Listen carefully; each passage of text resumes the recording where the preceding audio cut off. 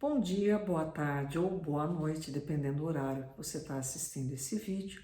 Nós vamos continuar o estudo da obra Mediunidade, Estudo e Prática. É uma obra da Federação Espírita Brasileira e hoje o tema é Deus, Espírito e Matéria.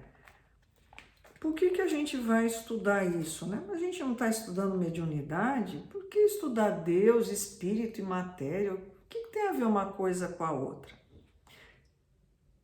Se nós pegarmos o Livro dos Espíritos, a pergunta 459, ela é a seguinte: influem os espíritos em nossos pensamentos e em nossos atos?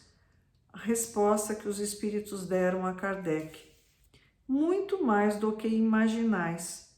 Influem a tal ponto que, de ordinário, são eles que vos dirigem.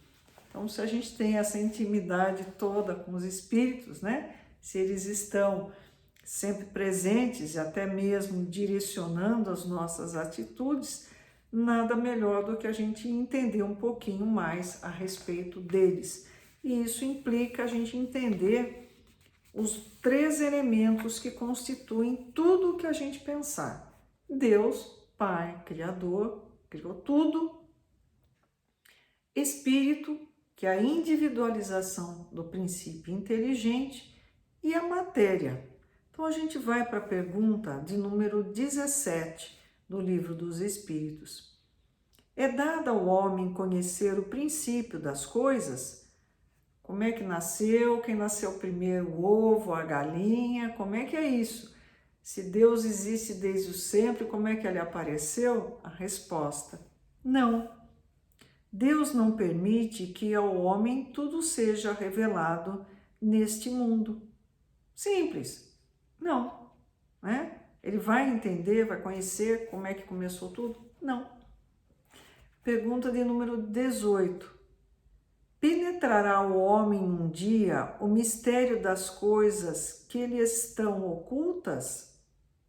Então, um dia ele vai entender? Resposta: o véu se levanta a seus olhos à medida que ele se depura, mas para compreender certas coisas são-lhe precisas faculdades que ainda não possui. Então, tem coisa que ele não vai entender porque não dá, né? Você explicar para um cego como é que a cor amarela é difícil, não tem como, né? Não tem por onde. Então, essa coisa de querer, essa ansiedade de querer entender, né? Como é que é, esquece, está fora da nossa capacidade. Pergunta 21. A matéria existe desde toda a eternidade como Deus ou foi criada por Ele em dado momento? A resposta: só Deus o sabe. Há uma coisa, todavia, que a razão vos deve indicar, é que Deus, modelo de amor e caridade, nunca esteve inativo. Ele não está, hoje eu estou cansado, estou estressado, vou ficar sem fazer nada. Não. Por mais distante que logreis figurar o início da sua ação, podereis concebê-lo ocioso um momento que seja. Então você vai achar que Deus está lá, estou de boa hoje, vou tirar o dia para descansar. Não. Pergunta 22. Define-se geralmente a matéria como sendo o que tem extensão, o que é capaz de nos impressionar os sentidos, o que é impenetrável. São exatas essas definições? Vamos nos lembrar que esse livro foi editado em 1857, né? Então ninguém sabia na época, né, que o átomo ele é cheio de espaços vazios. Então vamos pensar na época que ele foi escrito, né? Kardec perguntou: dá para pegar, dá para medir, isso é matéria? A resposta dos espíritos: do vosso ponto de vista, elas o são, porque não falais senão do que conheceis. Mas a matéria existe em estados que ignorais. pode ser, por exemplo, tão etérea e sutil que nenhuma impressão vos cause aos sentidos. Contudo, é sempre matéria. Para vós, porém, não seria. Aí Kardec, que não dá ponto sem nó, pergunta: que definição podeis dar da matéria? A resposta dos espíritos: a matéria é o laço que prende o espírito, é o instrumento de que o espírito se serve e sobre o qual, ao mesmo tempo, exerce sua ação.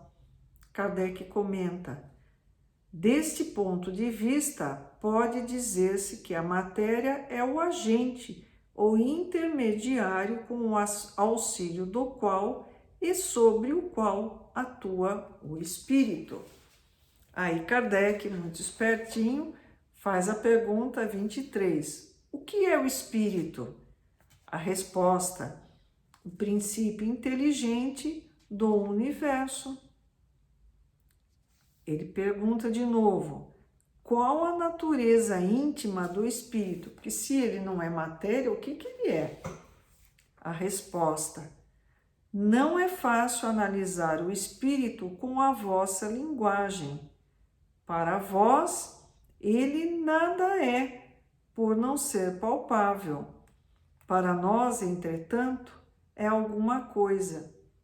Ficais sabendo, coisa nenhuma é o nada, e o nada não existe. Então, difícil você descrever o que é um espírito. Ele não é matéria, ele é a individualização do princípio inteligente. A pergunta de número 24, Kardec quer mais informação. É o espírito sinônimo de inteligência? Resposta: a inteligência é um atributo essencial do espírito. Uma e outro, porém, se confundem num princípio comum, de sorte que para vós são a mesma coisa. Então, olha, vamos simplificar, né? O espírito tem como qualidade a inteligência. Faz de conta que é a mesma coisa. Pergunta 25. O espírito independe da matéria ou é apenas uma propriedade desta, como as cores o são da luz e o som o é do ar? Então, espírito e matéria dependem um do outro? A resposta: são distintos uma do outro, são separados, mas a união do espírito e da matéria é necessária para intelectualizar a matéria. Vamos entender melhor. Pergunta A. Essa união é igualmente necessária para a manifestação do espírito? Entendemos aqui por espírito o princípio da inteligência, abstração feita das individualidades que por esse nome se designam. Então, o espírito precisa estar unido à matéria para se manifestar? A resposta dos espíritos: é necessária a vós outros, porque não tendes organização apta a perceber o espírito sem a matéria. A isto não são apropriados os vossos sentidos. Pergunta de número 27, que Kardec ele é tinhoso, ele vai encaminhando, encadeando o raciocínio. Ele falou do espírito, da matéria, e na 27 ele fecha a coisa. Há então dois elementos gerais do universo, a matéria e o espírito?